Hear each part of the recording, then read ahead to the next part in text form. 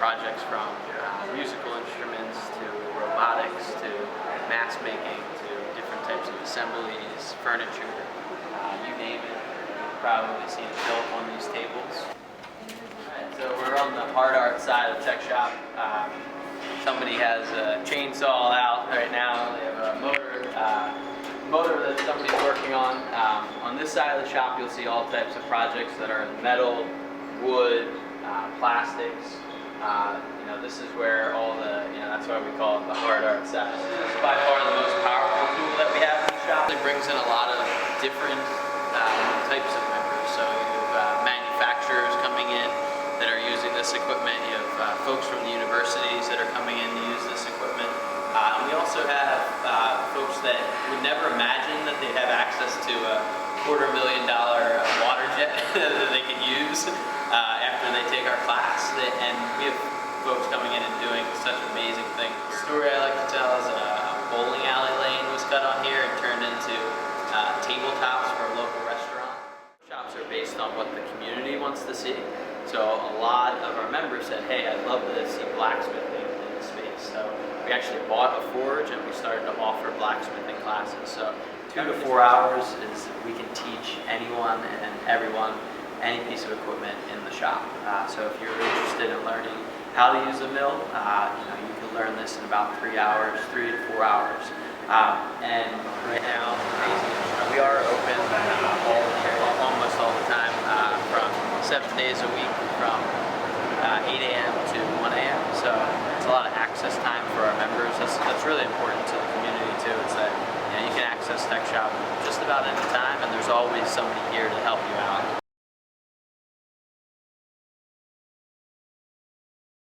I'm Nick Drabowski. I'm the owner of Bankers Supply.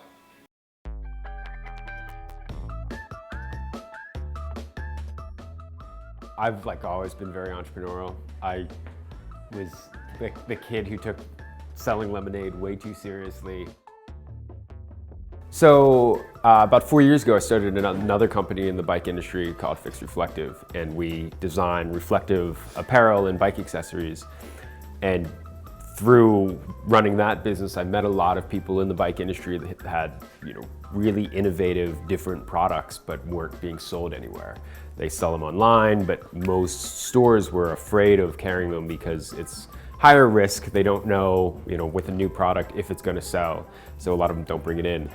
I wanted to kind of create a space that catered to those products, but also was more of a curated store. Most bike shops are very kind of dry, boring garage-like spaces. So I wanted to make a warm, inviting space that had curated products to try to bring cycling, more into the mainstream and more of a comfortable environment. For a long time, bikes were really sold to people as a hobby and as recreation and sport. And because of that, nobody had a problem with the idea that you have to be, have this bike worked on 2-3 times a year. You have to replace all these parts every year. Because the people who were buying bikes and the bikes were designed for that kind of process. Linus is really interesting because they look at bikes more as a lifestyle accessory where you want to ride a bike, you want the freedom that a bike provides. They make bikes that are very pretty, they work really well, they're really reliable, and they have very low upkeep costs. Name actually is a really interesting story. There's a professional cyclist who's from Pittsburgh named George Banker, and he was top 10, top 20 for about a decade, from 1890 to about 1900. And at this point, cycling is booming all across Europe. He is a very highly paid professional athlete, and he retired. He came back to Pittsburgh, and he opened a car dealership in this building. A friend of mine, who's the real estate developer who owns the building, I found that he was looking to do something different in East Liberty. There's a lot of co-working space. There's a lot of incubator space. But there's a big gap between that and traditional office space or traditional retail space. And what they wanted to do was build something that was just kind of like, look, if you want to work, you come in, like, we'll make it work. So I thought like that kind of attitude was really similar to how I see things. We just kind of worked together. Building was a school, and or in its most recent life, it was a school, but it's actually 5 different buildings that have been tied together. So it's like really weird hallways because they had to like put a doorway in one spot, but then they had to to get through the next building, the doorway's on the other end. So you end up like weaving through the whole place. It's interesting because this building houses companies that, you know, there's us, we have a chiropractor next door, there's a cryotherapy place.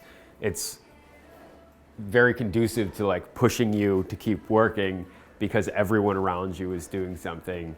There's like a lot of diversity in what people are doing, and it also makes a lot of unique connections that like you wouldn't otherwise make because there's no way to cross paths with these people otherwise.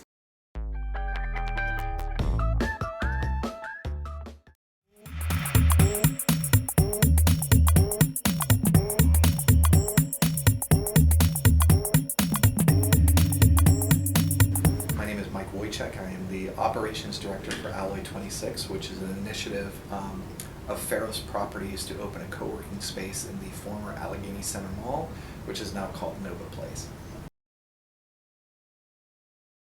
To take this space and reinvent it through a $200 million renovation into a entrepreneurial, innovation, and cultural center. 26 offers co-working space, so that includes desks, individual seats for companies, entrepreneurs, creators. We're going to provide great Wi-Fi and connectivity, access to conference rooms, which are going to have televisions, AV, telephone, free coffee provided by the Prima Coffee Company, and we're going to have a great event space. The event space can seat anywhere between 150 and 200 people. We plan to have great events in terms of events for the community, also programming, member events to get all of our members together to interact, learn from each other. We're also seeing companies from outside the region that want to open their Pittsburgh offices here. So we feel we're a great solution because we're short-term, no commitment, and it allows entrepreneurs to be flexible. I think entrepreneurs draw inspiration, so we try to create inspirational sort of features within the space. You know, here in our temporary space we have quotes, in our permanent space we plan on having similar sort of things, because I think when things get really tough, you know, you really look for an opportunity to kind of like dig deep and you know, be inspired.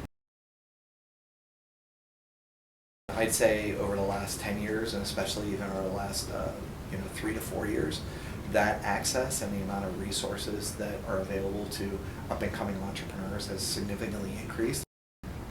You have significant portions of our working population turning more to freelancing alone. You know, individuals just working and doing a consulting sort of engagements. It really is a trend of the future.